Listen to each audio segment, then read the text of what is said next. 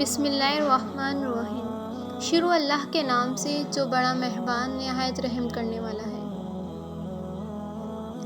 ہرقل شاہ روم نے ان کے پاس قریش کے قافلے میں ایک آدمی بلانے کو بھیجا، اور اس وقت یہ لوگ تجارت کے لیے ملک شام گئے ہوئے تھے، اور یہ وہ زمانہ تھا جب رسول اللہ صلی اللہ علیہ وآلہ وسلم نے قریش اور ابو سفیان سے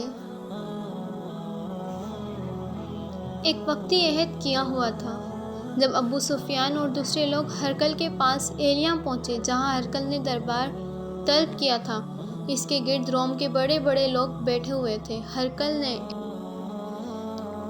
ان کو اور اپنے ترجمان کو بلوایا، پھر ان سے پوچھا کہ تم میں سے کون شخص مدعی رسالت کا زیادہ قریبی عزیز ہے؟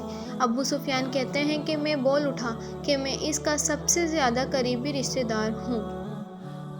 یہ سن کر ہرقل نے حکم دیا کہ اس کو میرے قریب لا کر بٹھاؤ اور اس کے ساتھیوں کو اس کی پیٹھ کے پیچھے بٹھا دو۔ پھر اپنے ترجمان سے کہا کہ ان لوگوں سے کہہ دو کہ میں ابو سفیان سے اس شخص کے یعنی محمد صلی اللہ علیہ وآلہ وسلم کے حالات پوچھتا ہوں۔ اگر یہ مجھ سے کسی بات میں جھوٹ بول دے تو تم اس کا جھوٹ ظاہر کر دینا۔ ابو سفیان کا قول ہے کہ خدا کی قسم اگر مجھے یہ غیرت نہ آتی کہ یہ لوگ مجھ کو جھٹلائیں گے تو میں آپ صلی اللہ علیہ وآلہ وسلم کی نسبت ضرور غلط گوئی سے کام لیتا۔ خیر، پہلی بات جو ہرقل نے مجھ سے پوچھی وہ یہ کہ اس شخص کا خاندان تم لوگوں میں کیسا ہے؟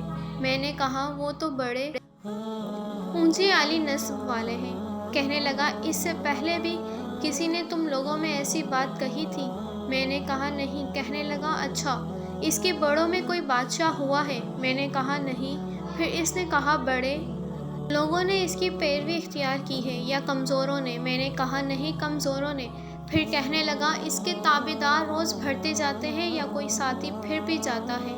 میں نے کہا نہیں۔ کہنے لگا کیا اپنے اس دعویٰ نبوت سے پہلے کبھی کسی بھی موقع پر اس نے جھوٹ بولا ہے؟ میں نے کہا نہیں۔ اور اب ہماری اس سے صلح کی ایک مقررہ مدت ٹھہری ہوئی ہے، معلوم نہیں وہ اس میں کیا کرنے والا ہے۔ ابو سفیان کہتے ہیں میں اس بات کے سوا اور کوئی جھوٹ اس گفتگو میں شامل نہ کر سکا۔ ہرقل نے کہا کیا تمہاری اس سے کبھی لڑائی بھی ہوتی ہے؟ ہم نے کہا ہاں۔ بولا پھر تمہاری اور اس کی جنگ کا کیا حال ہوتا ہے؟ میں نے کہا لڑائی ڈول کی طرح ہے، کبھی وہ ہم سے میدان جنگ جیت لیتے ہیں اور کبھی ہم ان سے جیت لیتے ہیں۔ ہرقل نے پوچھا وہ تمہیں کس بات کا حکم دیتا ہے؟ میں نے کہا وہ کہتا ہے کہ صرف ایک اللہ ہی کی عبادت کرو، اس کا کسی کو شریک نہ بنا اور اپنے باپ دادا کی شرک کی باتیں چھوڑ دو، اور ہمیں نماز پڑھنے، سچ بولنے، پرہیزگاری اور صلہ رحمی کا حکم دیتا ہے۔ یہ سب سن کر پھر ہرقل نے اپنے ترجمان سے کہا کہ ابو سفیان سے کہہ دے کہ میں نے تم سے اس کا نسب پوچھا تو تم نے کہا کہ وہ ہم میں عالی نسب ہے، اور پیغمبر اپنی قوم میں عالی نسب ہی بھیجے جایا کرتے ہیں۔ میں نے تم سے پوچھا کہ دعویٰ نبوت کی یہ بات تمہارے اندر اس سے پہلے کسی اور نے بھی کہی تھی تو تم نے جواب دیا کہ نہیں۔ تب میں نے اپنے دل میں کہا کہ اگر یہ بات اس سے پہلے کسی نے کہی ہوتی تو سمجھتا کہ اس شخص نے بھی اس بات کی تقلید کی ہے جو پہلے کہی جا چکی ہے۔ میں نے تم سے پوچھا ہے کہ اس کے بڑوں میں کوئی بادشاہ بھی گزرا ہے؟ تم نے کہا کہ نہیں۔ تو میں نے دل میں کہا کہ ان کے بزرگوں میں سے کوئی بادشاہ ہوا ہوگا تو کہہ دوں گا کہ وہ شخص اپنے آباء و اجداد کی بادشاہت اور ان کا ملک حاصل کرنا چاہتا ہے۔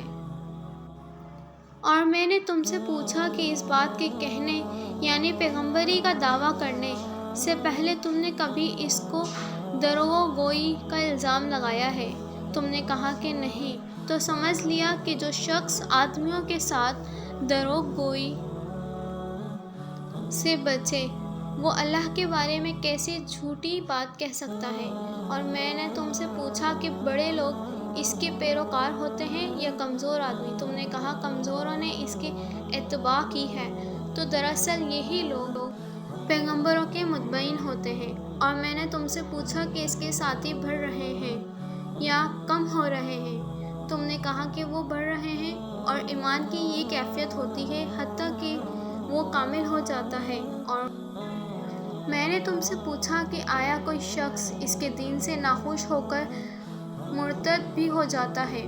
تم نے کہا نہیں۔ تو ایمان کی خاصیت بھی یہی ہوتی ہے، جن کے دلوں میں اس کی مسرت رچ بس جائے وہ اس سے لوٹا نہیں کرتے۔ اور میں نے تم سے پوچھا کہ آیا وہ کبھی عہد شکنی کرتے ہیں؟ تم نے کہا نہیں، پیغمبروں کا یہی حال ہوتا ہے، وہ عہد کی خلاف ورزی نہیں کرتے۔ اور میں نے تم سے کہا کہ وہ تم سے کس چیز کے لیے کہتے ہیں؟ تم نے کہا کہ وہ ہمیں حکم دیتے ہیں کہ اللہ کی عبادت کرو، اس کے ساتھ کسی کو شریک نہ ٹھہراؤ، اور تمہیں بتوں کی پرستش سے روکتے ہیں، سچ بولنے اور پرہیزگاری کا حکم دیتے ہیں۔ لہٰذا اگر یہ باتیں جو تم کہہ رہے ہو سچ ہے تو عنقریب وہ اس جگہ کا مالک ہو جائے گا کہ جہاں میرے یہ دونوں پاؤں ہیں۔ مجھے معلوم تھا کہ وہ پیغمبر آنے والا ہے، مگر مجھے یہ معلوم نہیں تھا کہ وہ تمہارے اندر ہوگا۔ اگر میں جانتا کہ اس تک پہنچ سکوں گا تو اس سے ملنے کے لیے ہر تکلیف گوارا کرتا۔